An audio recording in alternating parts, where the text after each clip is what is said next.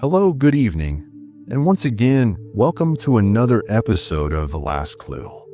I hope you and your entire family are safe, healthy, and taking care of one another.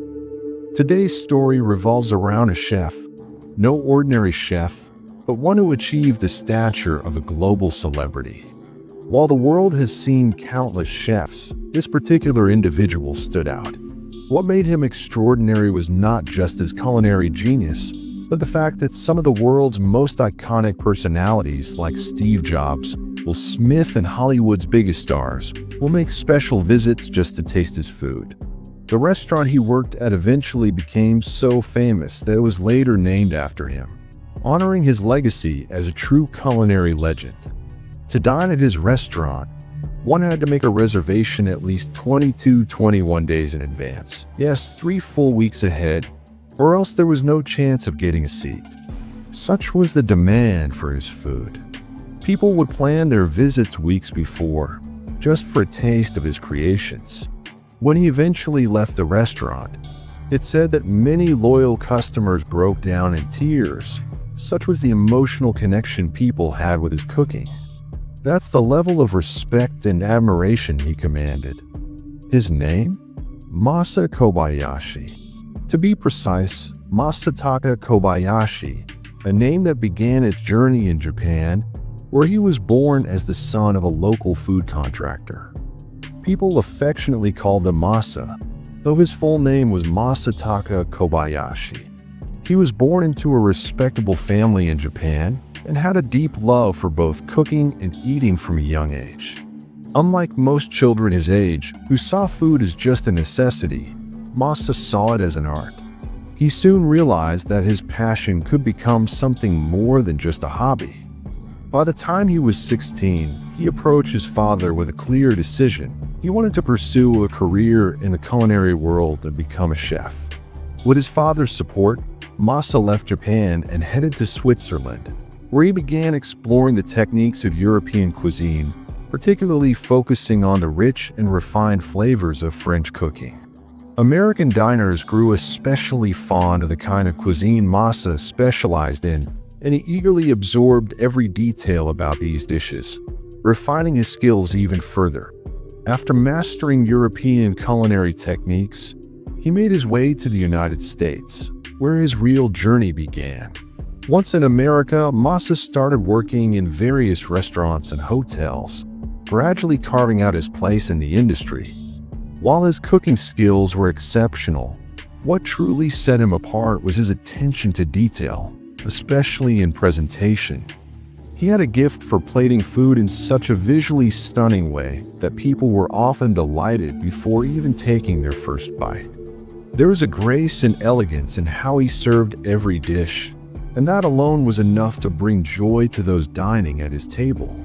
Maasa arrived in America sometime around the late 1970s or early 1980s, with New York City being his first stop.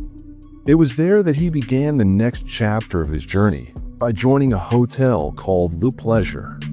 Taking up the role of a chef, Maasa wasted no time in making his presence felt in the kitchen. His unique style and flavor quickly caught people's attention. Word of his culinary talent began to spread, first among the hotel guests, then through conversations across the city. People came not just to dine, but to experience his food. Soon the buzz grew so strong that the hotel itself became associated with Maasa, as if the chef's name had become its unofficial identity. "There's a guy here," people would say, "whose cooking is something else entirely." Maasa's expertise, especially in French cuisine and other refined dishes, drew even more attention, and soon people began flocking to taste his creations. His reputation grew rapidly, and it wasn't long before he received a major offer. Seizing the opportunity, Maasa decided to move on from Le Pleasure and join a much larger, more prestigious hotel in New York. This new establishment was called Napa Valley, and it offered him even bigger platform to showcase his culinary brilliance. Once he started working there, the restaurant flourished. Customers were thrilled, and business boomed. His presence became the soul of the place. But interestingly, when Maasa eventually left that hotel too, the restaurant couldn't sustain the same magic without him and had to shut its doors, proving just how much his presence truly meant. People came specifically for Maasa's food, and once he left, the magic went with him. Though he was earning a substantial income at this prestigious hotel, deep down he wasn't satisfied. Maasa felt that the kind of intimate, thoughtful cooking he loved was getting lost in the rush of serving so many guests. The scale of the operation didn't allow him to pour his heart into every dish the way he once could. He began to feel as though he was compromising his art, almost deceiving the very people who came expecting something personal and extraordinary. In his heart, he knew he couldn't truly showcase his skills in such a massive setting, with a volume of customers often overshadowed the soul of the food. Cooking for such a large crowd every single day made it impossible to maintain the quality Maasa was known for. The pressure and sheer volume left him feeling trapped, unable to bring the same love and precision to each dish. Eventually, he decided to walk away from the hotel. This happened in 1984. After leaving, an opportunity came from San Francisco. A businessman there had been following Maasa's journey and admired his dedication to delivering genuinely exceptional food. He understood that Maasa wanted not just to feed people, but to craft an experience, one rooted in quality, creativity, and passion.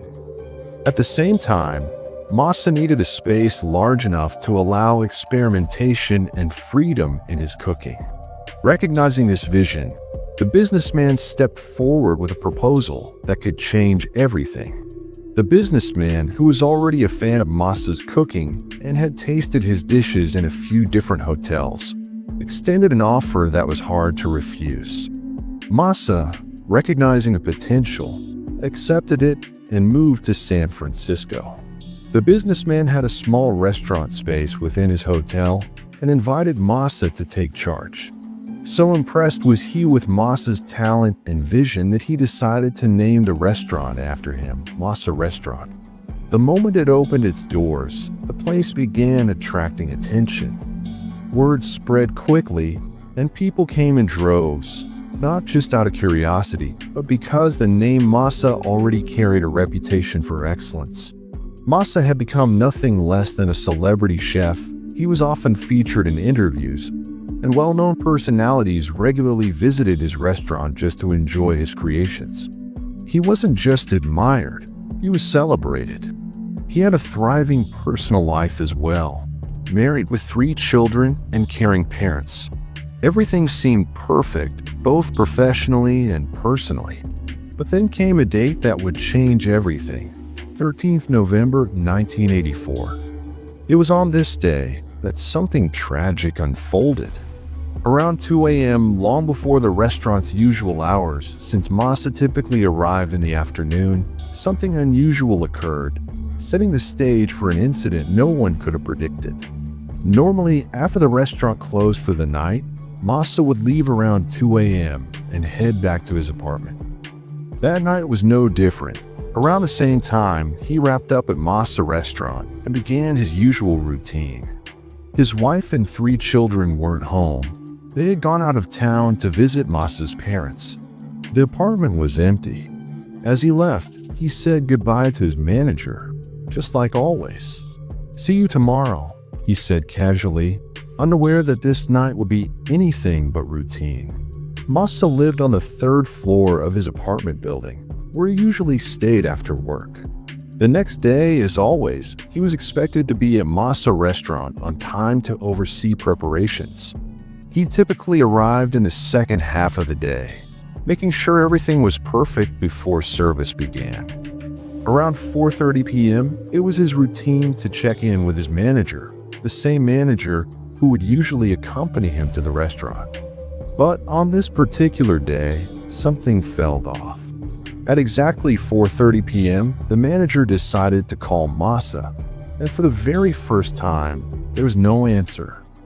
Maasa was known for his discipline, always punctual, always reliable. So when the manager didn't receive the usual call from him, it immediately felt strange. He waited a little while, thinking maybe Maasa was just running late. But even after some time, there was still no word. Concerned, the manager tried calling again, but once more, there was no response. Now real worry began to set in. The manager had worked closely with Maasa for years, and this had never happened before, not even once. Something didn't feel right. With the restaurant needing to open on time and no contact from Maasa, the situation was beginning to feel more serious than just a missed call. The manager, now deeply concerned, rushed to Maasa's apartment on the 3rd floor.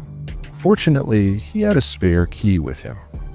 When he unlocked the door and stepped inside, he was met with a horrifying sight. Maasa's lifeless body was lying on the floor.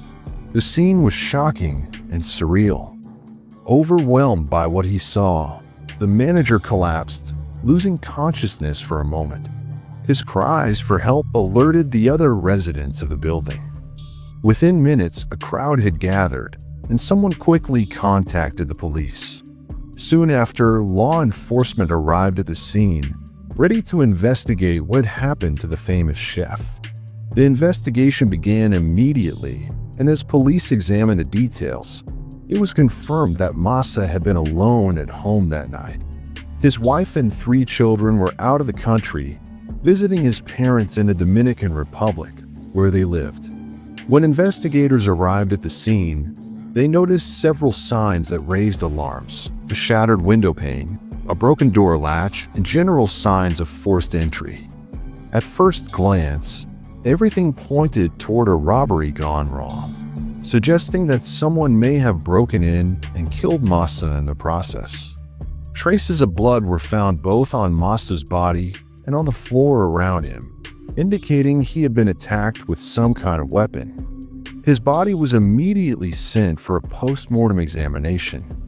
When the report came back, it revealed that the cause of death was a broken neck. His cervical bone had been fractured, likely due to a forceful blow.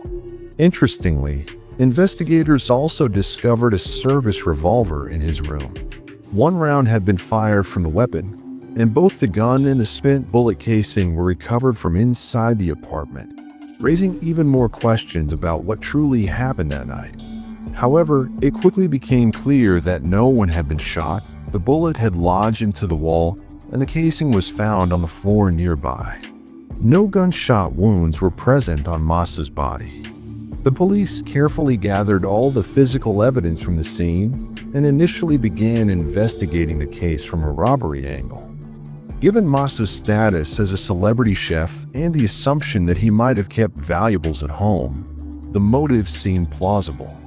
He was alone that night, and the signs of forced entry, the broken window, the damaged door lock, all pointed toward a possible attempted burglary. The police continued their investigation, questioning everyone connected to Maasa: friends, colleagues, even those who might have held a grudge. They began exploring other angles too, including the possibility of a business rivalry. It wasn't just about robbery anymore.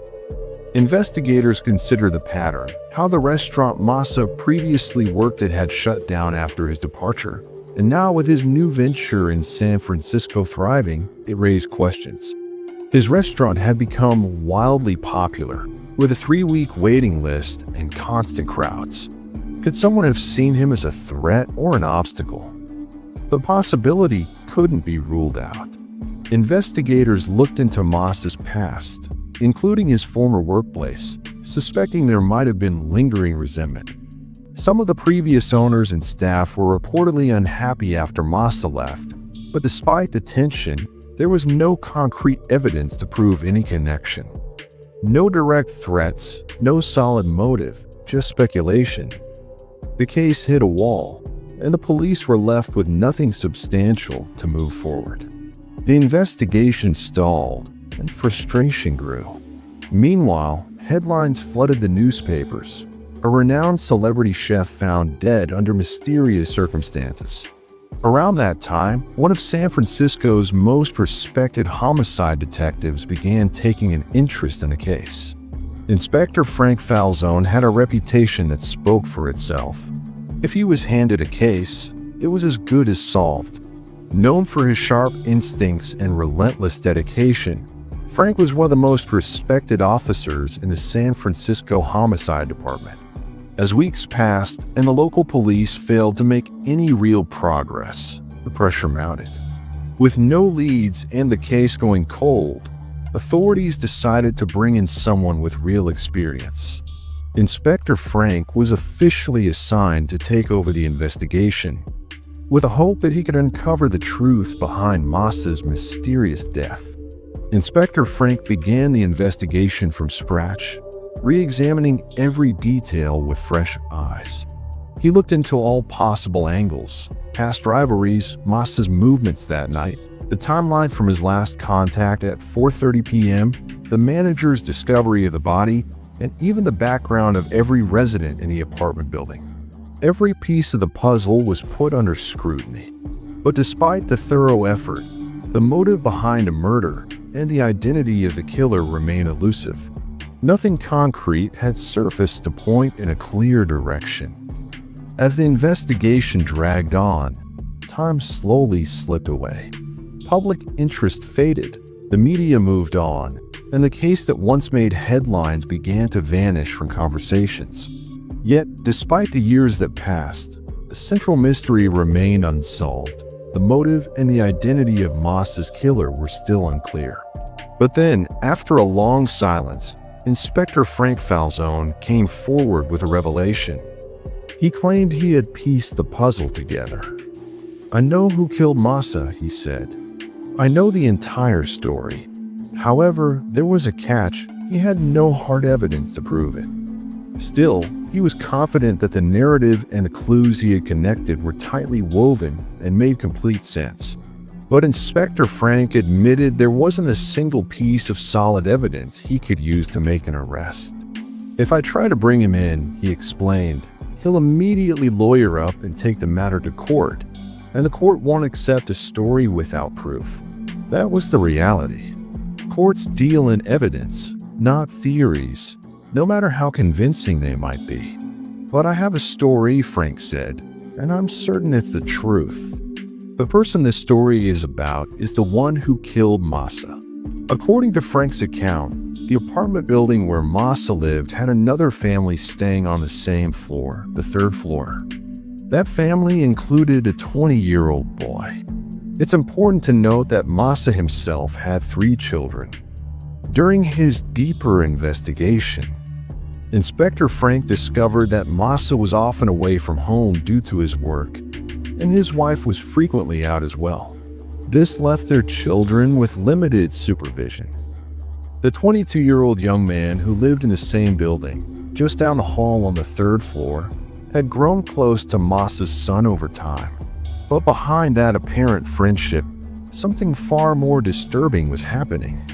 On several occasions, the young man had behaved inappropriately with Maasa's son. Maasa eventually found out about it, not long before the murder occurred.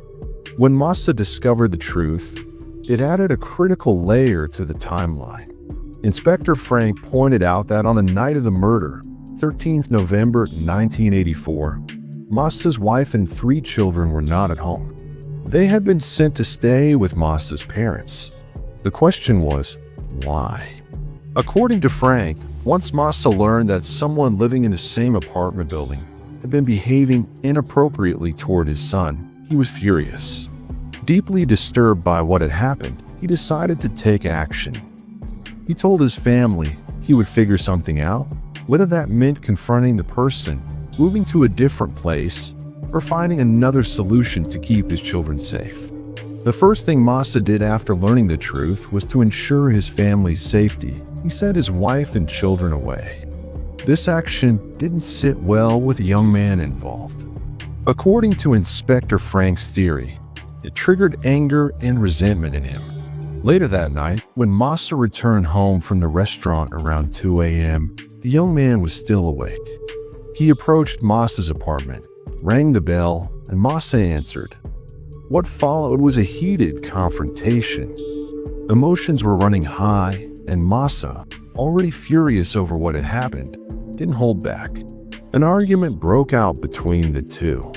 During the heated argument, tensions escalated into a physical altercation. In a moment of anger and desperation, Maasa pulled out his revolver and fired a shot, not aiming to kill, but perhaps to scare. The bullet missed, striking somewhere in the room. According to Inspector Frank, the young man Maasa was confronting had a background in martial arts. He was skilled, agile, and much younger. Maasa was around 44, while the other was just 22. With youth and training on his side, the young man quickly overpowered Maasa before he could react further. The pistol was snatched in the struggle and fell to the floor. In the chaos that followed, the young man began hitting Maasa, blows so forceful that they fractured a bone in his neck. Maasa collapsed, his head hitting the floor with a heavy thud, and blood began to pool beneath him. Realizing what he had done, the young man quickly fled the scene. Before leaving, he tried to wipe away any traces of his presence, erasing fingerprints and other evidence as best as he could. It was 1984.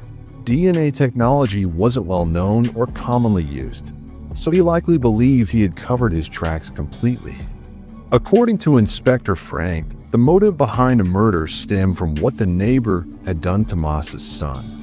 When Maasa discovered the truth, he removed his family from the apartment, something that infuriated the young neighbor, especially if he suspected Maasa was planning to move out completely. This led to a confrontation and ultimately a fatal fight. Inspector Frank's theory was backed by several points. Most importantly, the testimonies of the guard and others in the apartment building who confirmed that no outsider had entered the premises that night. Everyone inside the apartment that night was accounted for. There wasn't a single unfamiliar or suspicious person who entered the building. No one reported hearing unusual noises or signs of a break-in. It seemed impossible for an outsider to sneak in, commit the crime, stage a robbery, and escape unnoticed. That possibility was ruled out. So the question remained, who could it be? And more importantly, who within that apartment had a reason for a direct confrontation with Maasa? Based on his restaurant business and daily life, Maasa didn't have any known friends or enemies within that apartment. Most residents weren't particularly close to him either. But when Inspector Frank spoke to the family, especially Maasa's wife and other close relatives, crucial details began to surface. That's when the truth about the young man living upstairs and the troubling relationship involving Maasa's son started coming into focus. Inspector Frank compiled his entire report based on all these findings. But when he presented it to his senior officers, they told him plainly, while the story makes sense and the motive sounds convincing, the case lacks one crucial element: evidence.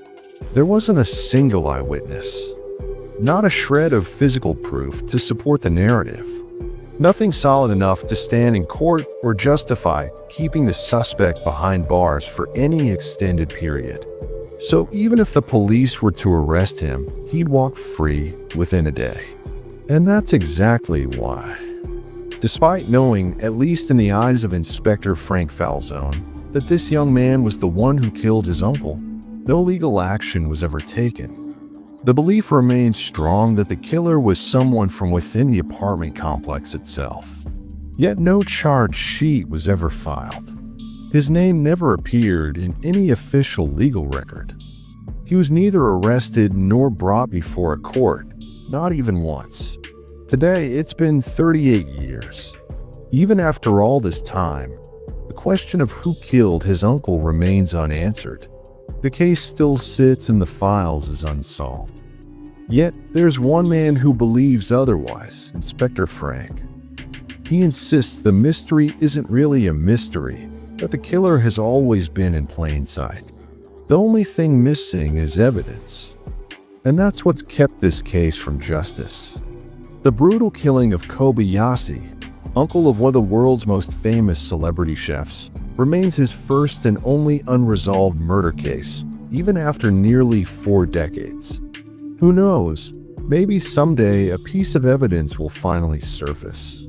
Perhaps this will turn out to be one of those T4 cases where decades-old mysteries get cracked open thanks to DNA analysis or modern forensic tools. Similar breakthroughs have happened in other T4 and T5 cases, so it's not impossible. Maybe, just maybe, the file on Maasa's murder will be reopened, and the truth will finally come out. Maybe Inspector Frank's theory was right all along. But until that day comes, the cold reality remains. 38 years later, Maasa's murder is still an unsolved mystery. So, this is the story for today. If today's story gave you chills, then believe me, this is just the beginning. The Last Clue brings you true stories every week, real, disturbing, and drawn straight from the darkest corners of the human mind. If you're someone who's fascinated by true crime, psychological thrillers, political stories, secret operation, celebrity life, world history, unsolved mysteries, and all of Verity's stories, then hit that subscribe button right now. Because the next story might be the one that keeps you up at night. Subscribe because the truth won't wait. I'll return next time with another gripping and unforgettable tale. We will meet you next day with a new story. It's a different story. Till then, take care of yourself and your loved ones. Thank you very much.